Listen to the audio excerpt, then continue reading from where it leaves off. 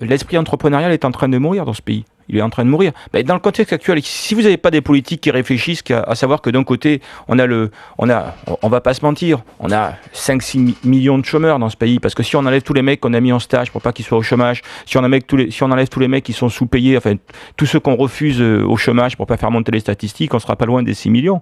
Je veux dire, entre ce que ça coûte, ça, est-ce que cet argent serait pas plus utile s'il était investi dans une réduction du coût du travail en échange bien sûr d'embauche? Et au moins cet argent, ça serait les mêmes coûts pour l'État.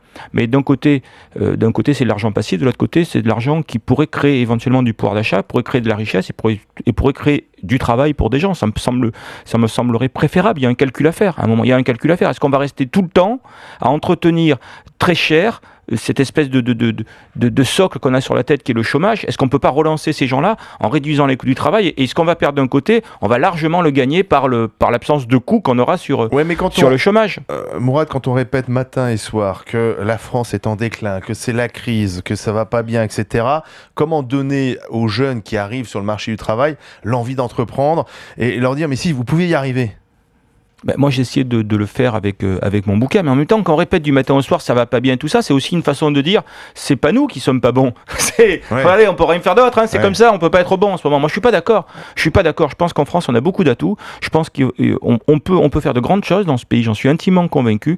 Il faut arrêter ce misérabilisme qu'on a mis en place, parce qu'on est dans un... Et puis peut-être envisager aussi d'avoir une espèce de recrutement des élites, non pas par la connaissance, mais par la compétence. Ça serait bien, parce que moi je vois, par exemple, c'est un micro-monde le rugby, mais souvent les gens, quand ils veulent accéder à des fonctions, l'argument premier c'est j'ai du temps.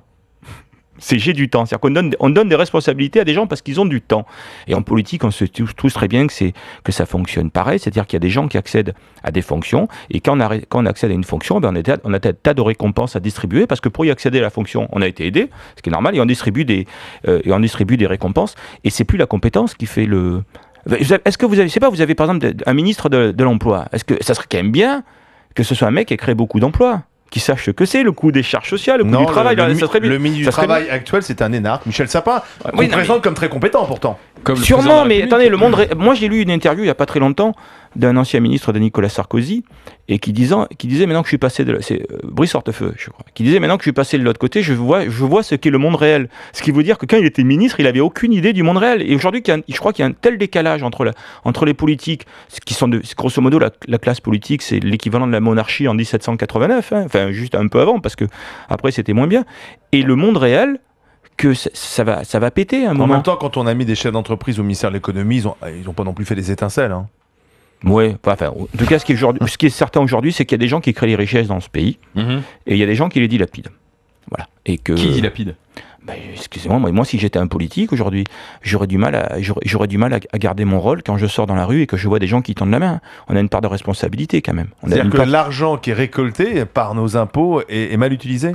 Je pense qu'il est mal utilisé. Je pense qu'il y a aussi un faux discours. Aujourd'hui, on a tendance à montrer du doigt les gens qui créent des emplois. Moi, je le dis souvent, on gueule. Les syndicats, j'ai rien contre les syndicats, parce que je pense que on doit avoir un droit social fort dans ce pays. Ça fait partie de notre culture et c'est normal. Mais on fonctionne encore d'un côté les gentils, de l'autre les méchants. On voit par exemple, on vous dit les méchants patrons et les gentils employés. J'ai jamais entendu un syndicaliste dire il y a des employés qui grattent des heures, qui les arrêts maladie. Moi, je sais pas, j'ai eu des centaines de salariés. J'ai jamais eu un employé qui allait mieux le vendredi. C'était toujours le lundi qu'ils allaient mieux. Bon, c'est toujours le vendredi. Et puis s'il y avait pas des employés qui grattaient des heures, Mythique ne marcherait pas. Si ça marche autant, c'est que dans l'après-midi ils ont un petit peu de temps. Mais ça, il faut le dire. Voilà, il n'y a pas d'un côté les méchants. Il y a sûrement c'est certain, ce qu'on appelle des patrons, des méchants, des patrons voyous. Il y en a. Voilà, mais il y en a des deux côtés. Voilà, si on fait pas un peu, si on est systématiquement dans les gentils et les méchants, on n'avancera pas et on n'y arrivera pas. Alors c'est quoi